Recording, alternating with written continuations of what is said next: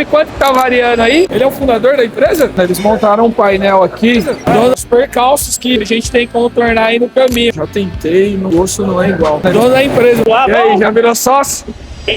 Ó, turma, bom dia. Estamos aqui no escritório. Hoje, nesse episódio, a gente vai fazer uma visita técnica em uma companhia que já faz serviço com a gente já há um bom tempo. Normalmente eu vou direto de casa, já de manhã acordo, tomo café em casa mesmo e já vou direto para a visita. Mas aí eu passei no escritório aqui para separar alguns instrumentos. Eu vou mostrar aí rapidamente para vocês os instrumentos de medição que a gente usa: parquímetro, bloco padrão, súbito, prolongador, e vim imprimir também alguns laudos em branco e que o nosso, por sinal, ele é muito completo, cara. A gente analisa e esmiuça literalmente o conjunto todinho. A gente vai trocar alguns insights lá com o gestor da manutenção também, inclusive alinhar algumas coisas de um workshop que a gente vai fazer para a galera lá da manutenção para conscientizar dos cuidados que eles devem ter com manusear, né? Como manusear de maneira correta, enfim, para que a peça tenha uma durabilidade maior, porque tudo que é mecânico tem um tempo de vida útil, né? Então, quando a gente consegue prolongar esse tempo, vai ser menos custo para a empresa e, consequentemente, ela vai conseguir investir aquele budget e alocá-lo, né, talvez ali em um outro departamento. E esse é o nosso objetivo, mas com o menor custo possível para o cliente, né? Porque, cara, ninguém gosta de gastar com manutenção. Isso é um fato. Então, eu vou terminar de agilizar as coisas aqui. O que der para filmar lá, a gente vai filmar. O que não der para filmar, é evidente, né? Obviamente que a gente não vai filmar, mas esse é um episódio bem legal. Fechou? Acompanha a gente aí.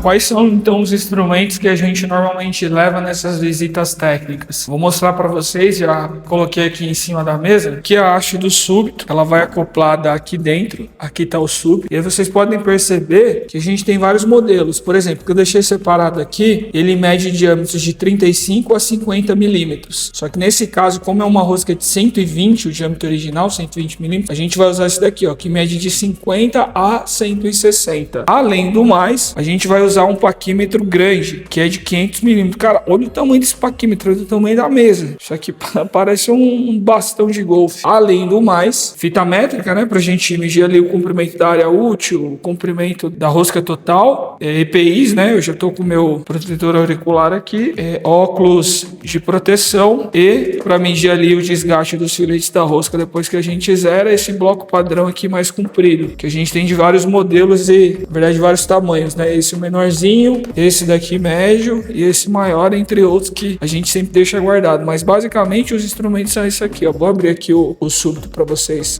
darem uma olhada. É isso aqui, ó. Então esse daqui vai desde 35 até 50 e outros pinos, né? Um pouco maiores aí também, similar a esse aqui. Olha só, quando eu falo que o nosso é o mais completo, porque obviamente olha o nível de detalhes que a gente faz questão de registrar e colocar em todos os laudos dimensional, comprimento da rosca, razão LD, se tem misturador ou não, se tem filete duplo ou não. Então isso aqui nos ajuda a passar uma proposta extremamente exata para as companhias que nos procuram e obviamente isso ajuda na redução de custos, né? Porque a gente vai saber através desse laudo aqui exatamente o que precisa fazer e, além do mais, ali na qualidade, né, quando a gente conclui todos os serviços, também tem um controle de saída, onde cada técnico que verifica ali a peça, ele assina, coloca a data, a medida final do canhão, a medida final da rosca, se é injetor aí, né, do anel de bloqueio e dos demais componentes. Então é um laudo extremamente completo e extremamente eficaz aí para qualquer tipo de peça da área de rosca e cilindro, beleza? Irmão, acabamos de chegar aqui na padaria, tomar aquele cafezão que só as padarias de São Paulo conseguem oferecer, ou as famosas padocas. Pra quem mora aqui sabe do que eu tô falando. O chapeiro vai preparar ali, ó. Basicamente é um pão francês, também tem normalmente com parmesão aqui em cima, mas hoje acabou. Com manteiga na chapa e uma camada de requeijão, nada demais, né? Eu já tentei, cara, fazer isso em casa, mas não fica assim, mas nem... Enfim, não fica, cara. Já tentei, o gosto não é igual. Já tive a oportunidade de visitar alguns outros estados assim, cara, não fica igual aqui de São Paulo. É muito gostoso isso aqui, cara. Muito bom mesmo. Não, pão na chapa com manteiga, uma camada bem generosa aí de requeijão, café com leite. Café dos campeões, cara, bom demais. Terminamos, turma. Saímos agora. Agora partiu visita lá nesse cliente nosso. Põe a gente aí.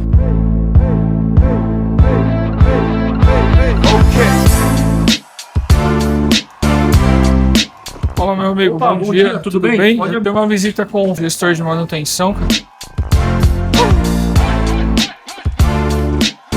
Estamos entrando aqui, aí eu vou fazer uns takes aí se der pra mostrar pra vocês. Galera, a gente tá entrando na fábrica, já tá no meio das extrusoras aqui. A barulheira, o redutor de ruído do microfone, ele tá ativo. Eu espero que esteja captando bem o áudio. Ô, Alexandre, ela tá desmontada, pra vocês entenderem. A rosca, ela tá acoplada aqui dentro do cilindro. Nesse caso, não tem como medir. Não tem como medir. A gente precisa remover isso aqui, torcer para não ter resquícios de material aqui dentro, para a gente poder, com os instrumentos, montar e medir aqui todo o comprimento do canhão, a parte interna e o externo da rosca.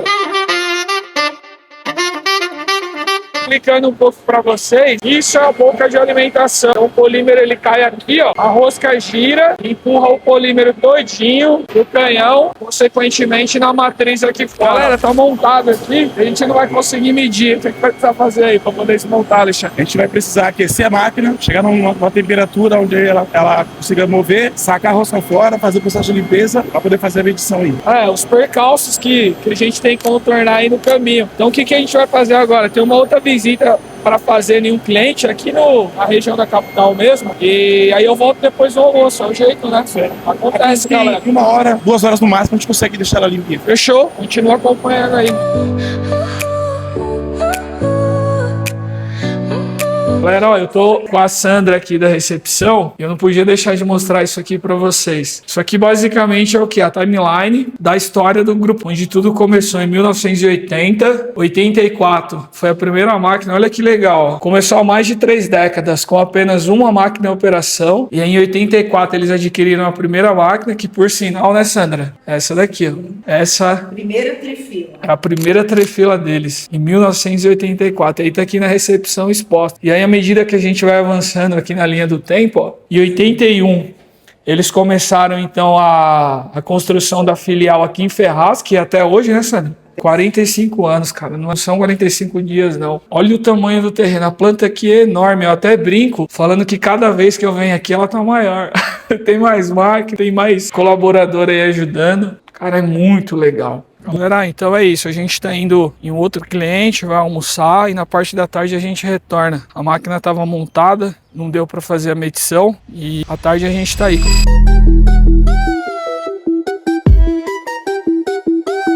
Chegamos aqui na empresa para poder retirar a peça que a gente está fornecendo aqui para essa companhia. Então trouxe alguns catálogos, explicando um pouquinho melhor as frentes que a Colab atua. Vou deixar com a galera, conhecer o gestor da manutenção também. Então é jogo bem rápido. Saí agora aqui da visita, mas não vai dar para voltar lá na outra empresa, porque não vão conseguir desmontar a rosca a tempo. Sexta-feira, estamos indo pra lá, 25 minutinhos a gente tá chegando, então continua acompanhando a gente aí a realização do laudo técnico dimensional lá do conjunto. Vamos ver o que nos aguarda lá, beleza? Turma, então estamos aqui na fábrica, o Alexandre tá do meu lado, ele que vai acompanhar a visita hoje. E Alexandre, deu muito trabalho aí de desmontagem da rosca? Bom dia, boa tarde, boa noite pra quem tá vendo o vídeo. Deu um pouco de trabalho que a máquina tava desligada, né, fria. A gente conseguiu de ontem pra hoje fazer uma limpeza, esfriar a máquina, limpar a rosca e deixar pronto pra fazer a medição. Ah, legal, eu vi que eles limparam bem. A gente vai fazer algumas imagens. Pô, inclusive, galera, ele é o fundador da empresa? É o dono da empresa, o fundador. O dono da empresa, o fundador, tava aqui. Falou que tava muito ocupado e numa outra oportunidade ele vai falar com a gente um pouquinho sobre a história da empresa que a gente respeita demais. Felizmente já atende aí há bastante tempo. Vamos partir agora ali pro mapeamento e ver como é que tá esse conjunto aí. Alexandre, vamos lá. Bora.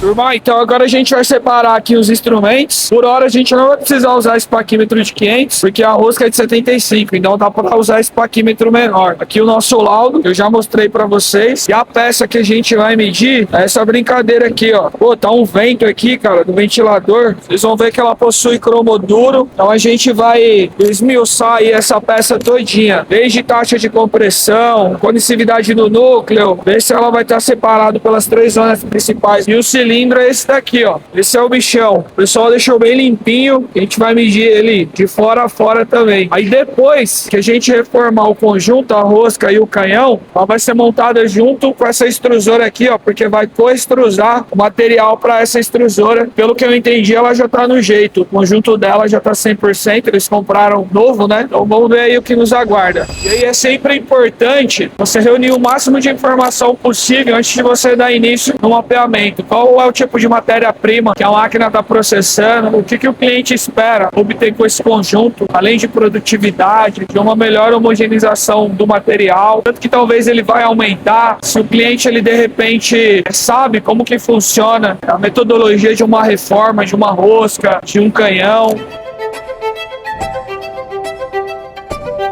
O que acontece? Existe pelo menos duas principais causas de quebra de rosca. A primeira e mais comum é você dar partida com o material frio dentro, igual tava lá. Imagina que do jeito que o conjunto tava lá ontem, ou você ligasse a rosca para girar, o que ia acontecer? Ela não ia partir? Não, mas dependendo da máquina, ela não tem um recurso lá que corta a energia e impede ela ali de funcionar, desarmar. Tem máquina mais nova que tem esse recurso, mas uma máquina mais antiga, ela não vai ter. Aí normalmente a rosca ela quebra em que lugar? Na parte mais fina aqui, ó, que a gente chama de área de alimentação, que é o núcleo. Tem a ver com temperatura? Se tiver uma certa temperatura, ela estoura? Não, ela vai estourar porque ela vai estar presa e aí aqui vai estar acoplada lá no redutor e o redutor vai querer continuar girando. Então é como se ela tivesse presa ali na ponta, o motor tivesse girando e a rosca tivesse torcendo assim, ó. Duas forças contrárias, lá segurando e aqui girando. Aí o que acontece? Ela quebra bem aqui, ó. E a segunda causa, corpo estranho, cara. Cai alguma coisa no material ou, de repente, o material ele não tá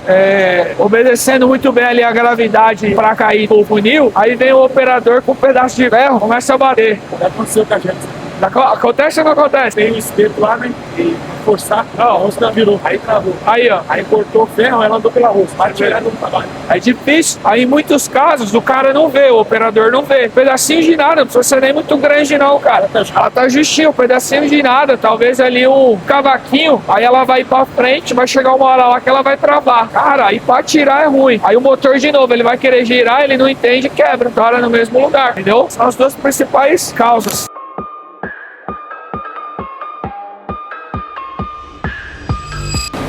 Turma, então a gente montou com 76 aqui o súbito. Já que eu sei que é de 75 a medida nominal aqui do canhão, a gente vai ver qual vai ser a variação dentro desse 1 milímetro, né? Entre 75 e 76. Normalmente eu introduzo aqui o paquímetro no início, perto da dosagem, sem a haste, e aí depois eu monto a haste para poder prolongar aqui a captação do súbito, pra gente medir toda a extensão aí do canhão, beleza? Acompanha aí com a gente.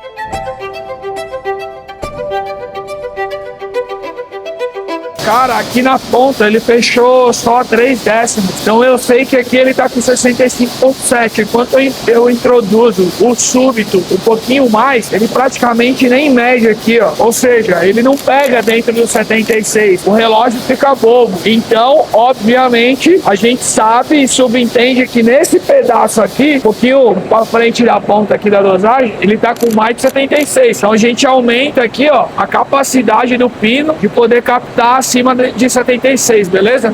Então o que a gente vai fazer aqui agora? A gente vai montar a haste para poder prolongar a capacidade de alcance de medição do súbito. Você encaixa uma parte na outra, haste fêmea. Muito simples de montar, rosqueia. Temos uma extensão aí significativa de captação de todo o comprimento do canhão. Olha só que legal.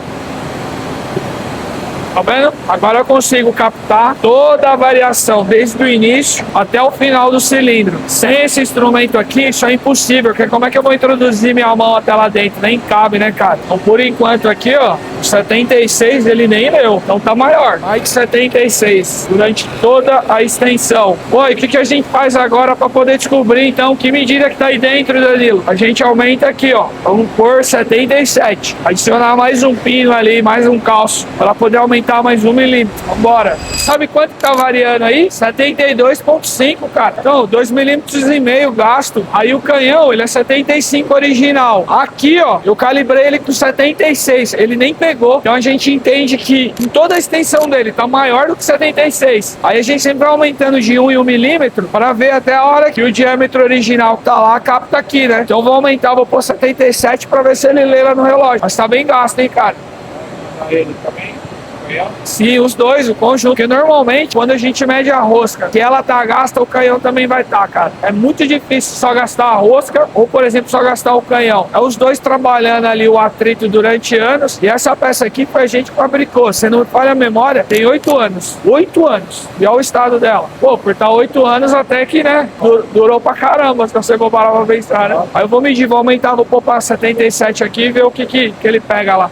Diminuiu, eu digo diminuiu o diâmetro interno do canhão aqui, tá? 5 décimos ou meio milímetro. Então se a gente colocou ali 77, eu sei que ele tá 76,5, beleza? Esse tá gasto, hein? Agora a gente tá medindo a região da compressão, que é bem no meio ali do processo. Primordial, que a gente sempre coloca todos os detalhes do estado geral da peça. Risco, bolsa, desplacamento ao invés de uma camada bimetálica. É muito importante, porque dessa forma a gente vai passar um laudo extremamente exato do cliente, para ele ter a ciência total do estado geral das peças da extrusora, injetora, sopradora, enfim. 36.10, aí, 36.10. A última medida antes da bucha. Isso daqui tem uma bucha ranhurada. Pô, lembrando, tá, galera? A gente ainda vai fazer um vídeo explicando melhor pra galera que não é da área, o que é uma rosca, o que é o canhão, como é que funciona o conjunto plastificador, o conjunto extrusor. É claro que todos os termos que a gente usa aqui, quem é da área de transformação de plástico sabe do que eu tô falando. Eu sei que surgem várias dúvidas. Estamos programando a gravação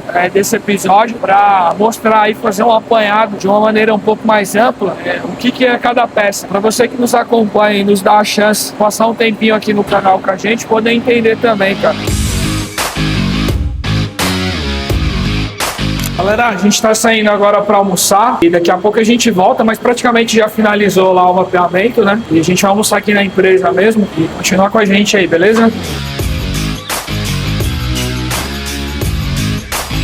Olha que bacana, eles montaram um painel aqui para conscientizar a galera sobre o desperdício de comida. Então só essa semana, ó, deu 28 quilos e 600 gramas. Pô, legal, então comam, galera, não desperdice comida. Legal demais.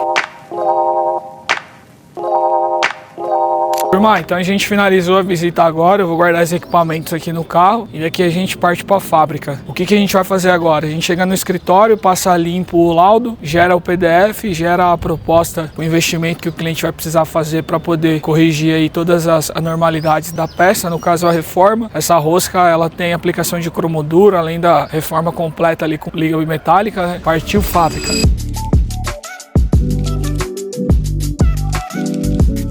Turma, cheguei aqui na fábrica, cara, eu tô só o pó, hoje é sexta-feira, tem coisa pra caramba pra resolver, uma porrada de e-mail pra responder, eu não sei quando que esse episódio vai pro ar, aí tem que ver com o editor, mas trabalhar é isso, principalmente com a indústria, a gente ama fazer isso, a gente ama estar na linha de frente ali resolvendo a dor do cliente, porque é isso que move aqui a Collab, a nossa política de qualidade, é resolver o seu problema, aí depois a gente conversa de números, primeiro é resolver o seu problema, então transformador, entre em contato com a gente se você está buscando soluções para que suas peças durem mais, as ligas que nós utilizamos são de primeira linha, a nanotecnologia, então, cara, é o nosso filhinho, que a gente trata com o maior carinho, anos e anos de desenvolvimento aqui com o pessoal da engenharia. Então, por hoje, esse episódio é isso. Espero demais que vocês tenham gostado, a gente está se esforçando bastante para trazer um conteúdo relevante para o setor, a gente está aprendendo diretamente com vocês também. Ou então comenta o que vocês acham interessante, qual dúvida que vocês